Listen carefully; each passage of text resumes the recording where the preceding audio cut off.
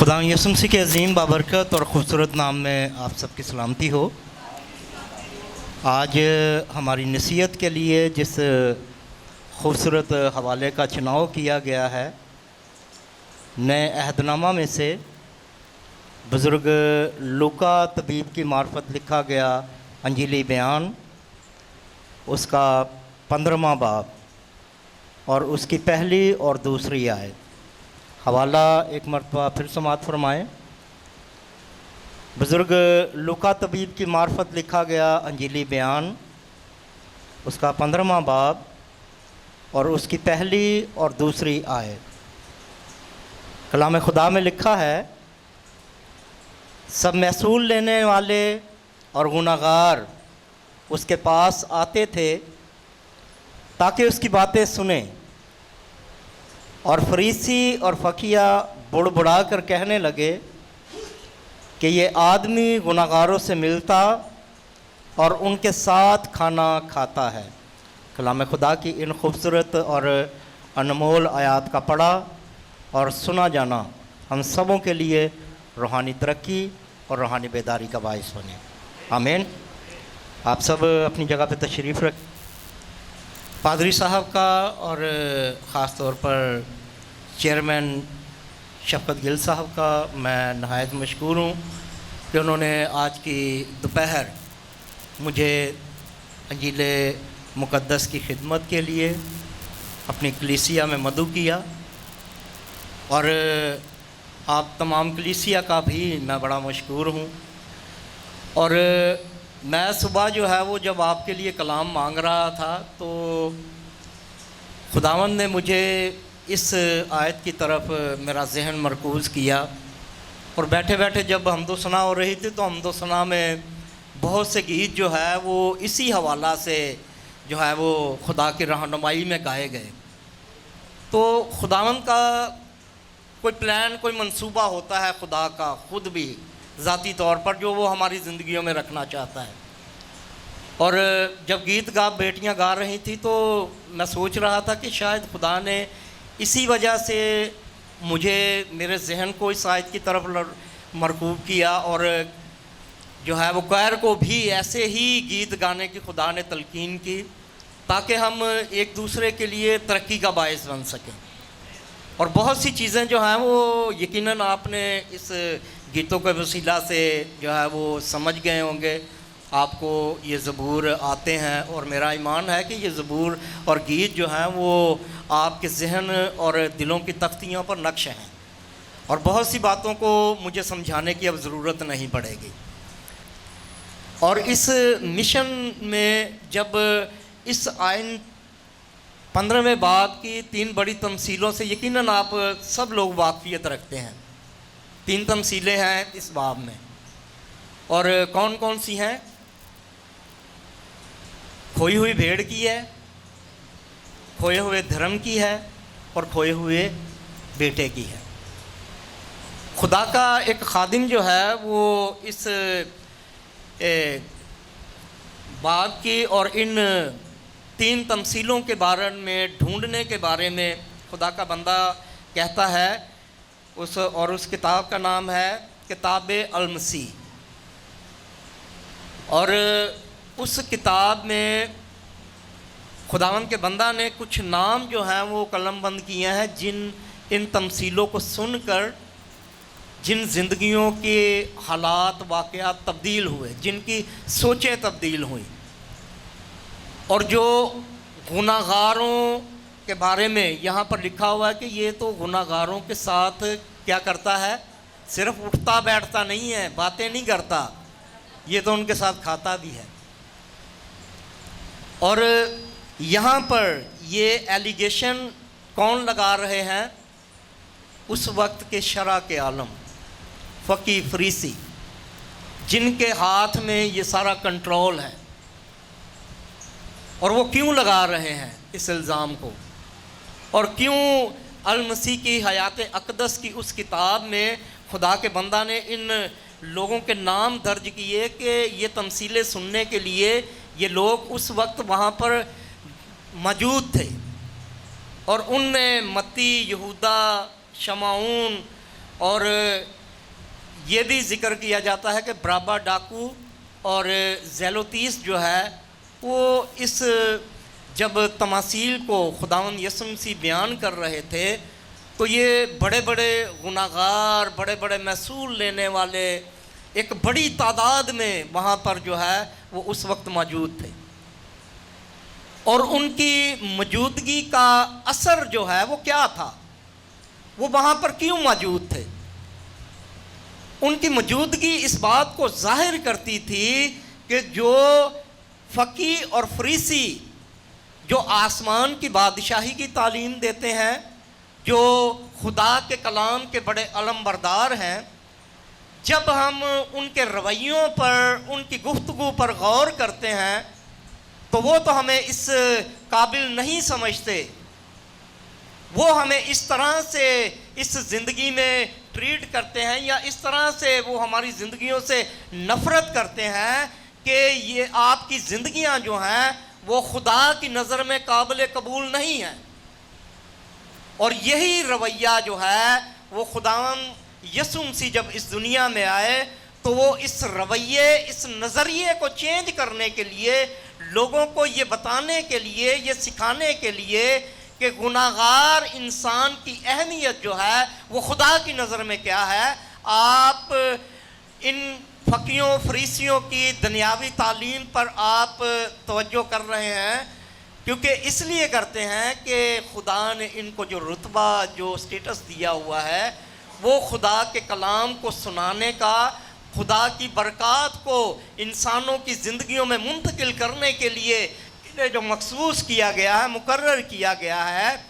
بے شک آپ ان کی باتوں کو اپنی زندگی میں قبول کیے ہوئے ہیں، بہت سی باتوں کو آپ کے نے ان کے وسیلہ سے برکات حاصل کی ہوئی ہیں خدا کی حضوری سے، لیکن ان کا یہ نظریہ کہ خدا جو ہے وہ گناہگاروں سے نفرت کرتا ہے، خدا اصل میں اس سوچ، اس خیال سے نفرت کرتا ہے جو خیال ابلیس نے جو ہے وہ عدن کے دور میں، عدن کے وقت انسان کی زندگی میں منتقل کیا تھا، اور انسان کے دل میں اس ضمیر کے اعضا کو مار دیا تھا جو آج بھی انسان کی زندگی میں کام کرتا ہے۔ وہ ہمارے آج بھی بنی نوع انسان پر ڈیپینڈ کرتا ہے کہ وہ اس آواز کو سنتا ہے یا نہیں سنتا، اور اس ضمیر کے متعلق جو ہے وہ کبھی زندگی نے وفا کی تو پھر بات کریں گے، ابھی میرا ٹاپک نہیں ہے، لیکن وہ اعضا جو ہے وہ انسان کو مردہ بناتا ہے۔ اگر آپ کے اندر اچھائی برائی کی تمیز کرنے والا وہ آلہ کام کر رہا ہے تو آپ کو پتہ ہوگا کہ میں کون سا کام کر رہا ہوں، اور یہ کام جو ہے وہ میری زندگی کے لیے، اس معاشرے کے لیے بھی جو ہے وہ گناہ کا باعث ہے، اور اس دنیا کا قانون بھی مجھے سزا دے سکتا ہے، اور خدا کا قانون جو سب قانونوں سے بالا اور اتم ہے، اس کی بارگاہ اقدس میں جو فیصلہ ہونا ہے وہ تو بعد کی بات ہے۔ اس دنیا میں رہتے ہوئے بھی آپ کا ضمیر کا وہ آلہ جو ہے وہ آپ کو بچانا چاہتا ہے، ایک اچھی خوشحال بابرکت زندگی گزارنے کے لیے وہ آلہ آپ کے لیے ایک بہترین مددگار ہے۔ اب اس مددگار کو آپ اپنی زندگی میں اپلائی کرتے ہیں، نہیں کرتے، اس سے فائدہ اٹھاتے ہیں، نہیں اٹھاتے، یہ آج بھی فیصلہ جو ہے وہ آدم اور حوا کے ہاتھ میں ہی میں ہے۔ اور یہاں پر جب ہم یہ بات کرتے ہیں کہ اب محصول لینے والوں کو جو ہے وہ خدا کیوں جو ہے وہ ان کو ان کی زندگی میں مداخلت کر رہا ہے، کیونکہ خدا جانتا ہے کہ جب تک یہ خدا کا کلام نہیں سنیں گے تب تک ان کا اس ضمیر کا یہ جو آلہ ہے یہ کبھی بھی زندہ نہیں ہوگا۔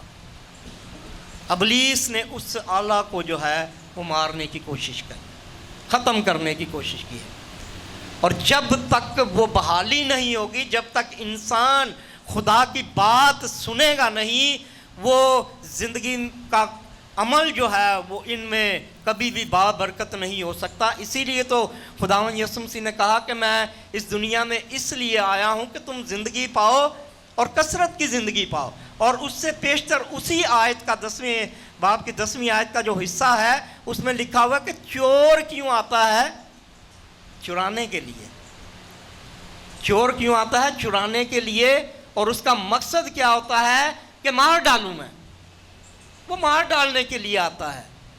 وہ آپ کی قیمتی چیزیں تو چراتا ہی ہے، روحانی طور پر، دنیاوی طور پر جو ہے وہ آپ کا مال و دولت بھی وہ چراتا ہے، روحانی طور پر بھی وہ آپ کا مال و دولت چراتا ہے، آپ کا قیمتی لباس چراتا ہے.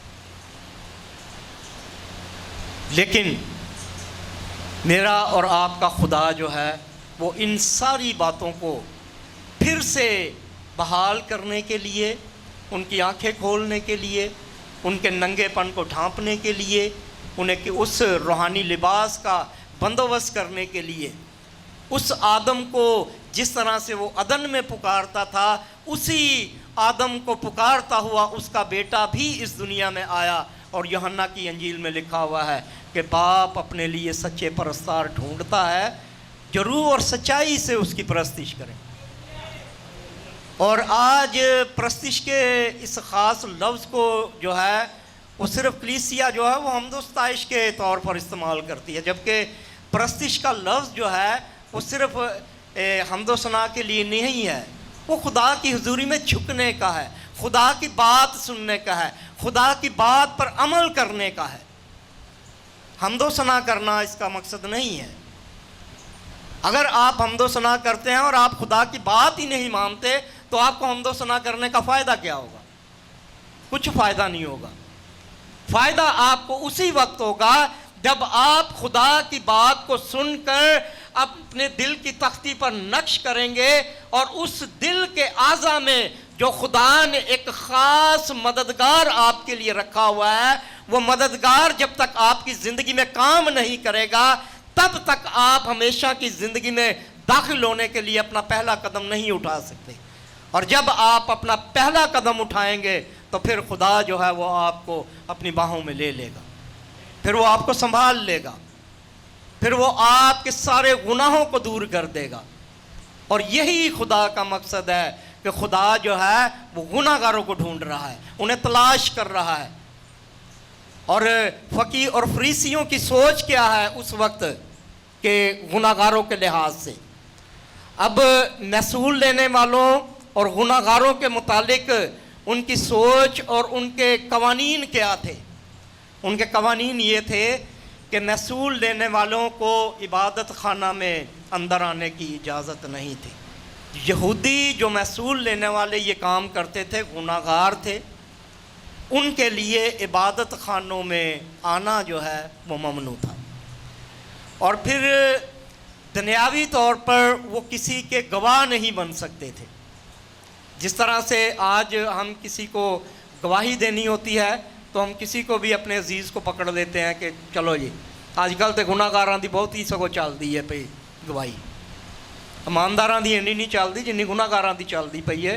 اور اس وقت گناہگاروں کی گواہی جو ہے وہ قابل قبول تصور نہیں کی جاتی تھی. اور پھر چوروں اور قاتلوں کے برابر جو ہے وہ انہیں سمجھا جاتا تھا. اور پھر ان کو جو ہے وہ اس بات سے بھی جو ہے وہ کمپیئر کیا جاتا تھا کہ یہ ناپاک جانور ہیں. یہ کیا ہیں؟ ناپاک جانور، اور جن کی کوئی قدر اور اہمیت نہیں. اور جانوروں کو بھی جو حلال ہیں جو پاک ہیں ان کو انسان کھاتا ہے تو انسان کے بدن کے لیے قوت اور طاقت کا باعث بنتے ہیں. اور ان کو یہاں تک حقیر جانتے تھے کہ یہ ان کو جانوروں کے برابر بھی، ناپاک جانوروں کے برابر تصور کیا جاتا تھا. اور پھر ایک اور بڑی بات کہ ان کا ہدیہ جو ہے وہ ہیکل میں قبول نہیں کیا جاتا تھا. ان کا ہدیہ جو ہے وہ ہیکل میں قبول نہیں کیا جاتا تھا، چاہے وہ لاکھوں روپے کا کیوں نہ.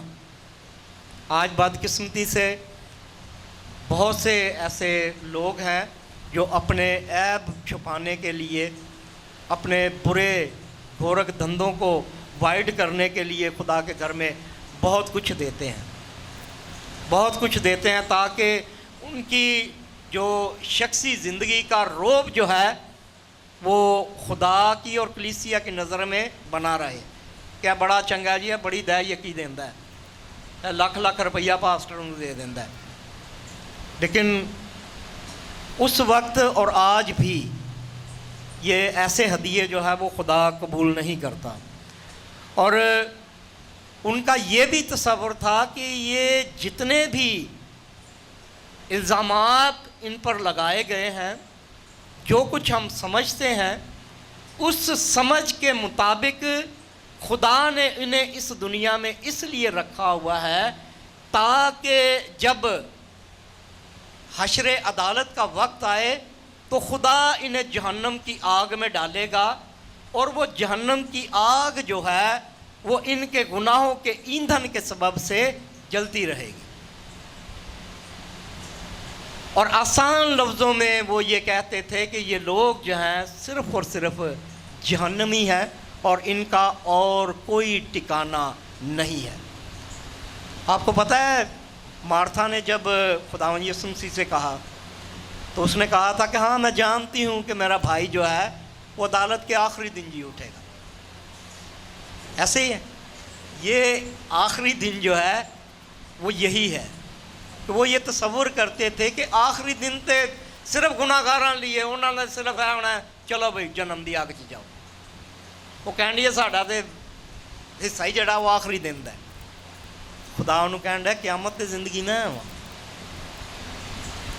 جدوں میں فیصلہ کر دیتا ہے کہ تو ہی ہمیشہ دی زندگی دے وارث ہو تو پھر ہمیشہ دی زندگی دے وارث ہو. خدا جو ہے وہ کس طرح سے گناہگاروں کو ڈھونڈتا ہے. اس نیک سامری کی کہانی پر غور کریں، اس سامری عورت کی کہانی پر غور کریں، کس طرح سے جو ہے وہ خدا انہیں بحال کر رہا ہے. اچھا، نیک سامری کی کہانی سے چلتے چلتے ایک بات جو ہے وہ ذہن میں آ گئی، میں آپ کے گوش گزار کر دوں کیونکہ ہمارا ٹاپک جو ہے وہ آج ایسا ہے تو شاید خدا نے اسی وجہ سے یہ بات جو ہے. نیک سامری کی کہانی سے آپ سب واقفیت رکھتے ہیں. چلو مال و دولت تے لٹیا گیا، ٹھیک ہے، کپڑے وہ کیوں لا دیتے گئے؟ کبھی اس بات پر غور کیا ہے کہ اس کے کپڑے کیوں اتار دیے تھے انہوں نے؟ کیونکہ کپڑے جو ہیں وہ کسی بھی قبیلے کے لیے، کسی نسل کے لیے ایک بڑی خاص اہمیت کا حامل ہوتا ہے. اس کے کپڑے صرف اسی لیے اتارے گئے تھے کہ اس کی شناخت جو ہے وہ ختم کی ہے. اور اس کہانی میں خداوند یسوع مسیح کا سکھانا، مال و دولت تو جس طرح سے میں نے کہا کہ دنیاوی اور روحانی طور پر ڈاکو چور جو ہیں وہ اسی مقصد کے لیے آتے ہیں، اور یہ ہماری روحانی چور، ہماری روح کا جو چور ہے ابلیس، اس نے بھی جو ہے وہ روحانی طور پر ہمیں ہمارے روحانی کپڑے اور سونا چاندی قیمتی زیورات جو ہیں وہ خدا کے کلام کے وسیلہ سے چھینے، اور شناخت بھی چھینی اس نے، آدم کی شناخت بھی چھینی اس نے. لوکا کی انجیل میں ہمیں وہ فہرست جو ملتی ہے نسب نامے کی، وہاں پر ہمیں لکھا ہوا ملتا ہے کہ اور آدم جو خدا سے تھا. ایسے ہی ہے، اور آدم خدا سے تھا تو آدم کے وسیلہ سے گناہ جو ہے وہ بنی نوع انسان کی زندگی میں سرایت کر گیا، اور یسوع مسیح کے وسیلہ سے ہمیشہ کی زندگی میں ہم داخل ہوتے ہیں.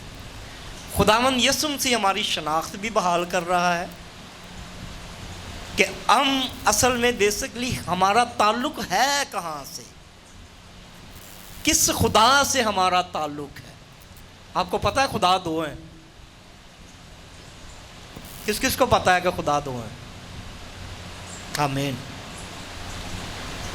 اور اس بات کو ذہن نشین رکھیں، ایک خدا ہے جو کل کائنات کا خالق اور مالک ہے، ٹھیک ہے، اور ایک زمین کا خدا ہے. اب آپ کی شناخت کہاں پر ہے یہ آپ نے فیصلہ کرنا ہے، یہ فیصلہ آپ پر ہے، آپ کس خدا کو مانتے ہیں۔ جس خدا کی آپ بات سنتے ہیں، جس خدا کے جیسے کام آپ کرتے ہیں، جیسا خدا آپ کو کہہ رہا ہے، آپ اپنے خدا کی بات مان کر ویسے کام کر رہے ہیں، تو پھر تو آپ کی شناخت جو ہے وہ آپ کو پتہ ہونی چاہیے۔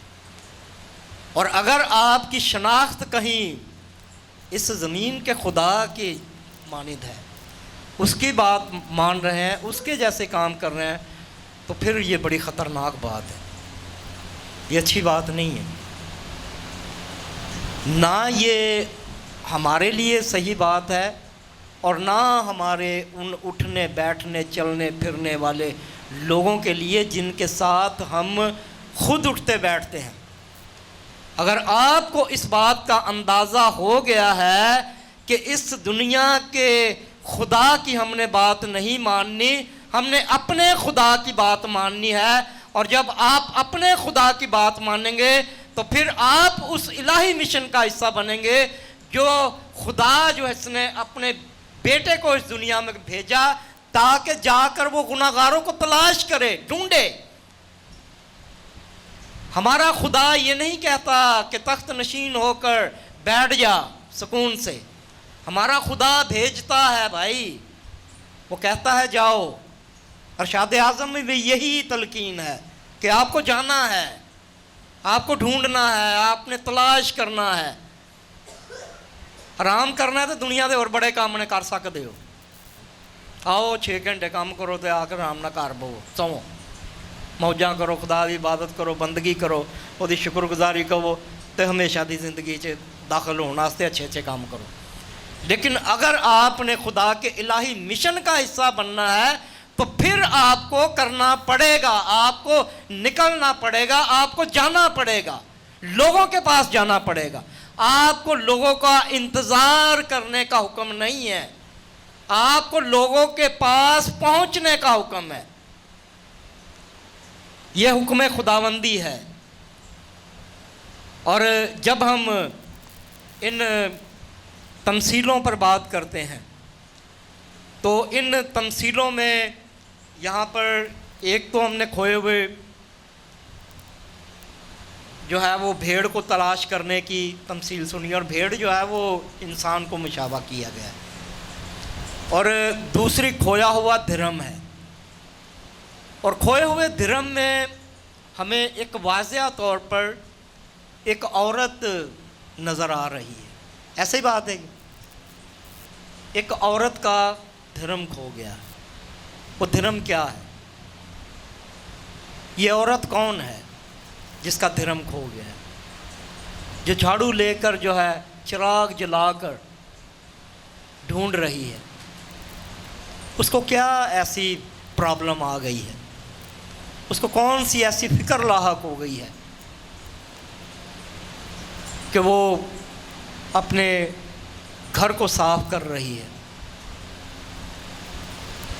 در حقیقت ان تمثیلوں کی ایک اور میں علم الہیاتی کی بات جو ہے وہ آپ تک پہنچانا، اس تینوں تمثیلوں کو یہ کہا جاتا ہے کہ باپ، بیٹے اور روح القدس کے متعلق۔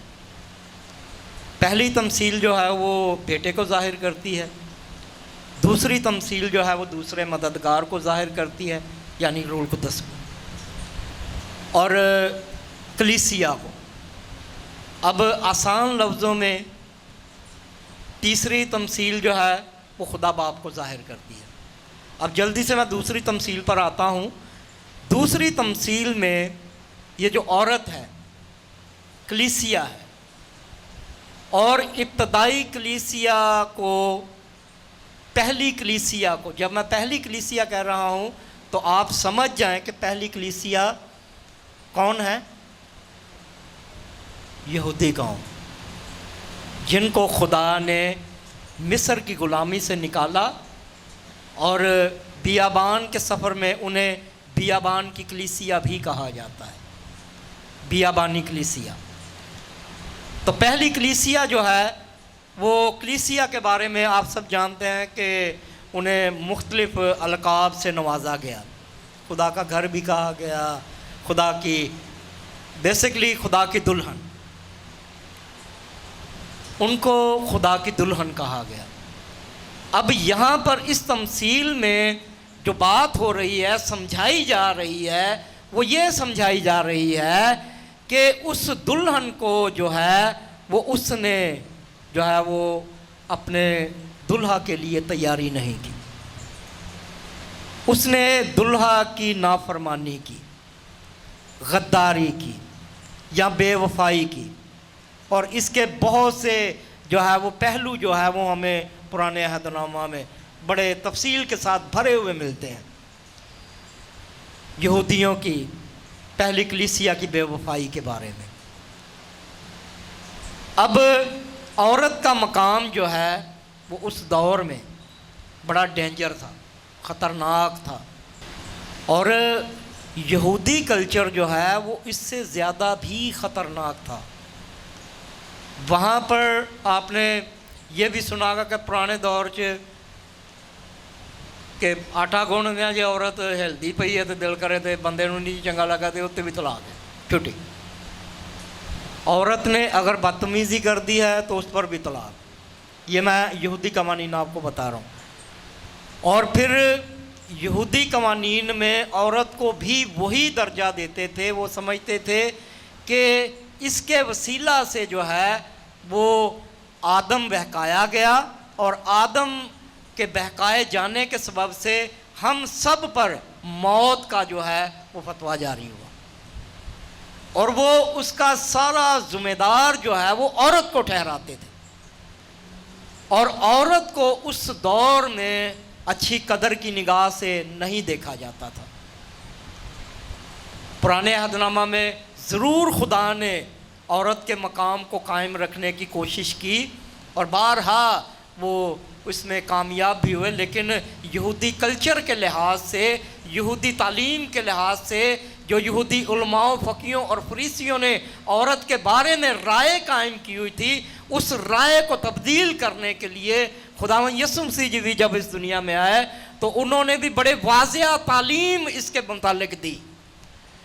بڑا واضح ایک مضمون خدا نے فقی فریسیوں کے ساتھ بحث و تکرار کے ساتھ اس مضمون کو ان کے سامنے رکھا کہ آپ کی سوچ, آپ کے خیال جو ہے جو آپ عورت کے بارے میں رکھتے ہیں یہ غلط ہیں. اگر گناہگار عورت نے پہل ضرور کی لیکن اس کا حصے دار آدم بھی بنا. اگر حکم ٹوٹا, حکم عدولی ہوئی اور گناہ اس کے سبب سے انسان کی زندگی میں وارد ہوا تو اس کے قصوروار دونوں ہی ہیں. اور یہی وجہ ہے کہ خدا نے اپنی کلیسیا کو ایک بار پھر سے تیار کیا. اب دوسری کلیسیا وہ کیسے بنی ہے؟ پہلی کلیسیا اور عورت جو ہے وہ آدم کی پسلی سے نکلی, اور دوسری کلیسیا, دوسری عورت بھی پسلی ہی سے نکلی. آپ اس بات سے اتفاق کرتے ہیں؟ دوسری کلیسیا, دوسری دلہن جو ہے وہ بھی پسلی ہی سے نکلی. اور اس کا وجود کس وقت آیا؟ جب کوہ کلوری کے مقام پر خداوند یسوع مسیح کے پسلی میں بھالا مارا گیا, اور اس پسلی میں سے بہتے ہوئے خون کے وسیلہ سے دوسری کلیسیا کا وجود ہوا. دوسری کلیسیا نے جنم لیا, اور اب اس کلیسیا کے بارے میں جو ہے پالوس رسول کہتا ہے کہ یہ کلیسیا جو ہے یہ جلالی کلیسیا ہے. یہ کلیسیا خدا کے خون سے دھل کر پاک اور صاف ہو چکی ہے. اب اس کے بدن, اس کے چہرے میں کوئی داغ, کوئی جھری جو ہے وہ باقی نہیں رہی. اب اگر ہماری مرضی ہے, اگر اپنی مرضی نال ہی اسی جو کچھ کریے پہ کریے پہ, باقی ادروائز ابلیس اب ہماری اس روحانی کلیسیا کو ڈسٹرب نہیں کر سکتا, اب متاثر نہیں کر سکتا. اب تیسری تمثیل جو ہے وہ باپ کے بارے میں. یہودی رسومات میں, یہودی کلچر میں ایک رسم یہ کرتے تھے قزادہ. اس قزادہ رسم میں جو اولاد باپ سے اپنا حصہ لے لیتی تھی، یا آسان لفظوں میں وہ اولاد جو برگشتہ ہو جاتی ہے، جو اپنے ماں باپ کے فیصلوں کے خلاف کھڑی ہو جاتی ہے، اپنے ماں باپ کے سامنے سر اٹھاتی ہے، بدتمیزی کرتی ہے، کوئی ایسا عمل کرتی ہے، اس وقت کے قانون کے مطابق وہ اولاد جو تھی واجب القتل تھی. اب اس نے باپ سے حصہ لے لیا ہے. حصہ لے کر اس نے جا کر کیا کیا ہے کہ وہ قصبیوں میں سارا مال اڑا دیا. اب جب ایسے بیٹے کو حصہ دے کر گاؤں کے باہر لے کر جایا جاتا تھا تو وہ ایک وہاں پر رسم کی جاتی تھی کہ اب اس شخص کا نہ صرف اس گاؤں میں داخلہ ممنوع ہے، بلکہ اس شخص کا اس کے ماں باپ کے ساتھ بھی کوئی تعلق واسطہ نہیں رہا. یہ اپنے ماں باپ کے لیے مر گیا ہے، ہماری قوم ہماری نسل کے لیے مر گیا ہے. اور وہاں پر اس کی ایک رسم ادا کی جاتی تھی مٹکا پھوڑ کر. مٹکا اس کے سر پر پھوڑا جاتا تھا اور پھر اسے مردہ جو ہے وہ تصور کر کے اسے باہر نکال دیا جاتا تھا. اب یہ باپ جو ہے وہ ہر روز عیدگاہ پہ چڑھ کر جو ہے وہ اپنے باپ کا انتظار کرتا ہے، اپنے بیٹے کا. اور وہاں پر اس وقت فصیلیں اتنی بڑی ہوتی تھی کہ کہندے نے کہ دو دو جانور جڑے نے نا وہ ٹرک ہی لا لو اج دے دور، ٹرک بھی دو دو لنਘ جاندے ہیں، ایڈیاں مضبوط فصیلاں تے وڈیاں ہوندیاں.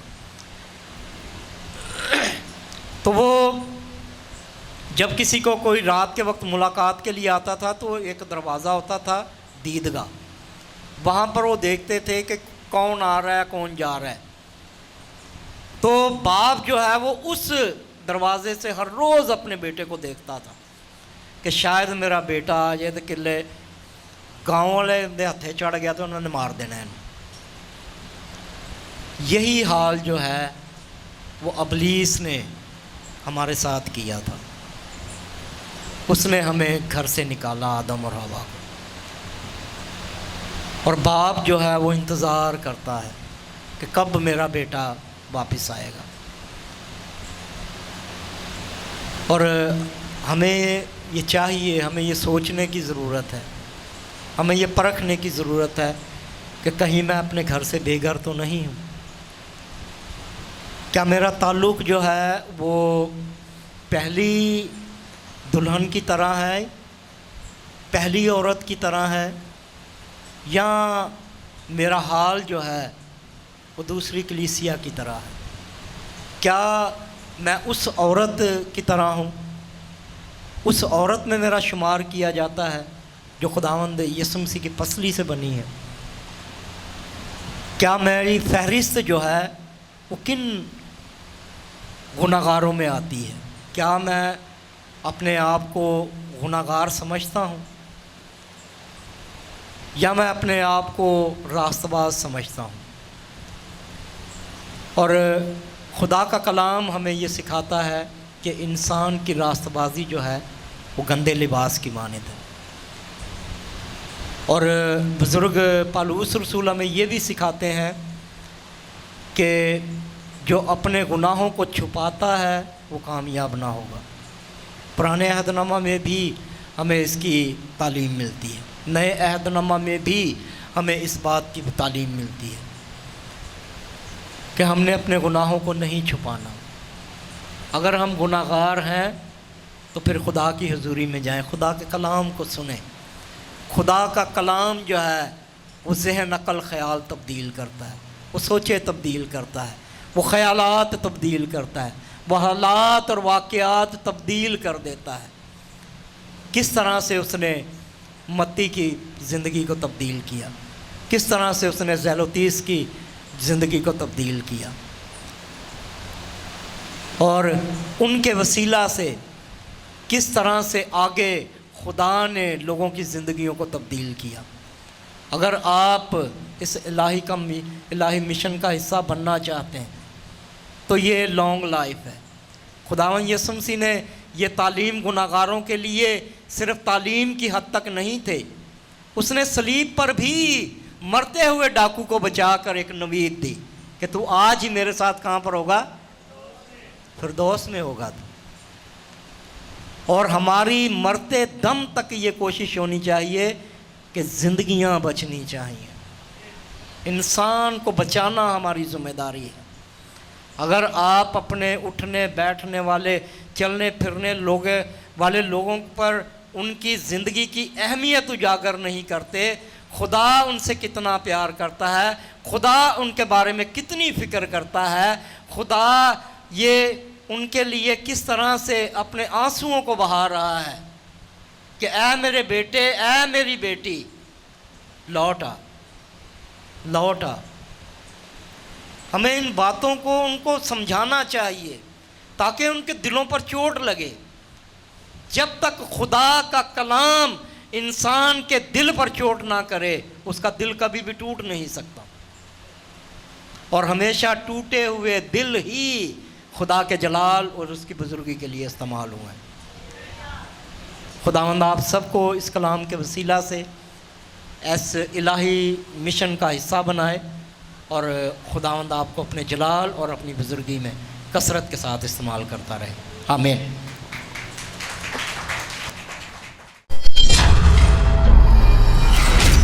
GLTV, Gospel for Nations.